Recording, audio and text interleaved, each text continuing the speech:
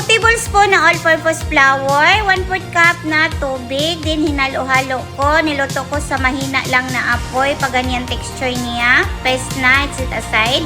Proceed naman tayo sa ating dough, 3 cups na all-purpose flour, 1/4 cup na sugar, in 1/2 teaspoon na asin, 1 teaspoon na yes, 1 tablespoon na powdered milk. Then, hinalo ko muna bago ko nilagay ang itlog ng aming kapitbahay. Then, nag-add ako dyan ng 200 ml na warm milk. Pwede tayo gumamit dito ng tubig kung low budget. Alam nyo ba na masarap ang gata? I-replace sa fresh milk kung wala kayong fresh milk or i-buff. Kung ayaw nyo sa tubig, try ninyo ang gata. Mas masarap pa sa fresh milk and i-buff. Lalo na nasa bukid kayo, marami kayong mga niyog dyan, maraming niyog yung kapitbahay nyo, ay di. Kat-kat na mo dito lubi oy sa inyong silingan, unya na mo mananghid, o ka na humana mo kuha. Huwag kayong magtuman sa akong ganun ha, kay basin magukuran mo lagaraw, joke lang yun. Then binuhos ko na lahat ng galit ko sa kanya. Atik lang! Nilagay ko na ang paste na ginawa ko kanina. Yun daw ang sabi nila, pangpahumok sa ating dough. Totoo ba? Kaya subukan natin kasi mahilig ako magaya-gaya eh. Then pagkatapos ko na nalagay yung paste na ginawa ko kanina, nag-add ako dyan ng 2 tablespoon na margarine. Then nirest ko yan ng 5 minutes bago ko minasa.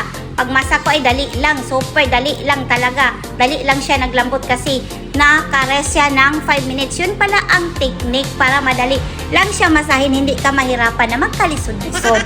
O gayahin nyo na ang tanan na sinasabi ko. Totoo yan.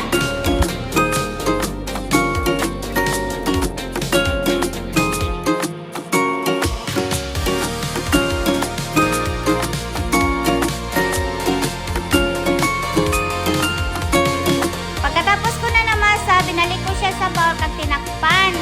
Then, naras ko yan pinasa ko yan ng 1 hour. Then, after na sa 1 hour, binalikan ko siya, kinumusta. Kumusta na siya, sabi niya, okay na daw siya. Pwede na daw siya putulin, kaya pinutol ko siya ng mga estimated lang sa 30 grams. Pero kung pangbinta, dapat siya timbangin para pantay ang magawa, hindi lugi. Customer, hindi ka rin lugi. Pag makompute mo kung magkano yung kapital mo at saka yung bintahan mo, kung may gain ka ba, o diba? Ganun lang kadali.